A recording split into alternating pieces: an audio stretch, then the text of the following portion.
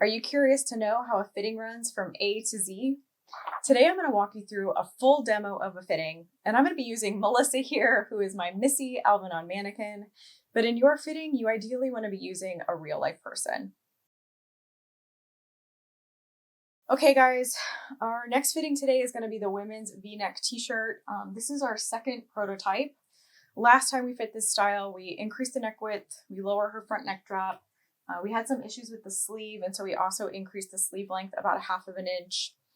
When I measured and pre-fit this guy, everything is measuring okay.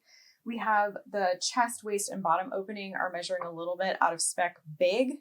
And I'm also noticing that the stitching on the inside of the hem is of really poor quality, so we're going to need to call that out when we make our comments. So before we get too far, I'm going to take some before photos of this garment, and then we're going to hand it off to design. So one thing I definitely want to do today is take a look at the center back neck. We want to add a logo there, probably on our standard, like 1 inch down from the neck seam. And then the neck shape is still not where I want it to be. So we're going to want to probably increase the neck width and lower the front neck drop again. Okay, so working from top to bottom of the garment, let's start with the neck shape here. Design already mentioned that they want the front neck drop to be lowered already a little bit more, and we want to bring the neck width out. So I'm just going to put some pins in here where I think we want all of those to hit. I'm also noticing just some looseness in her armhole here. I'm going to put a pin here.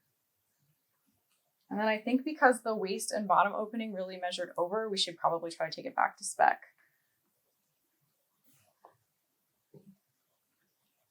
Pattern maker, what do you think about this? If you really want to make that armhole and front body revision, I suggest maybe we add either a princess seam or a side panel so that you can actually get all of that shaping down the entire body. Doing that just at the armhole isn't really something that's going to work on the flat pattern.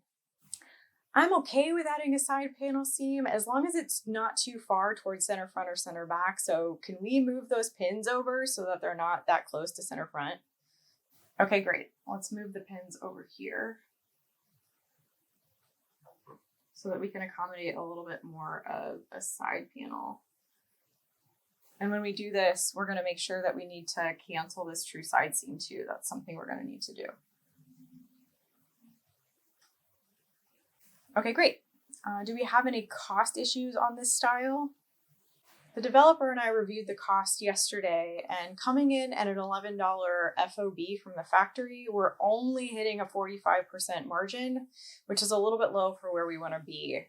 Is there any way we can get $1 out of this garment during the fitting today?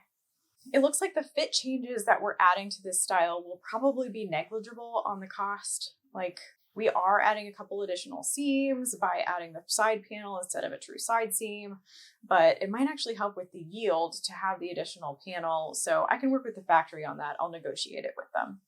So I can help make a suggestion. To remove $1 from the piece, I'm seeing that the graphic is costing us about $2.50.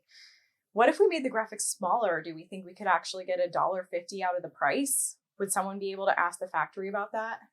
I think that's a great idea. According to the original brief, the graphic is looking a little big anyway, so that would kill 2 birds with 1 stone. Thanks. You got it. I'll follow up with the factory right after the fitting, and then as soon as we get the information back from them, I'll get it over to you. Okay, perfect. To recap then, from top to bottom, we are going to be increasing the neck width as pinned. We're going to be lowering the front neck drop as pinned as well to open up the neck so that it matches the sketch better. We're going to be adding a princess seam to this style where this dart is kind of taken out of the armhole. We're going to start here and then shape the princess seam all the way down to the bottom hem. We'll be doing the same on the back to make sure that the back is also taken out, so our pattern engineer will handle all of that on the pattern itself. We decided to keep the chest circumference even though it was out of tolerance. And the sleeve fit is approved now that the length was improved from last time, and we're noticing that the fit looks really good. Based on design notes, we're going to be adding a logo to the center back neck, and we're going to be decreasing the graphic size. I didn't think about adding the logo though when we were talking about costing. Is that going to throw us off from what we had discussed before? That is a great call. The logo we want to add to the center back neck is about 50 cents. So when we go out to the factory to ask, can we maybe figure out how to get that graphic price down even further? I'm on it. Okay, great.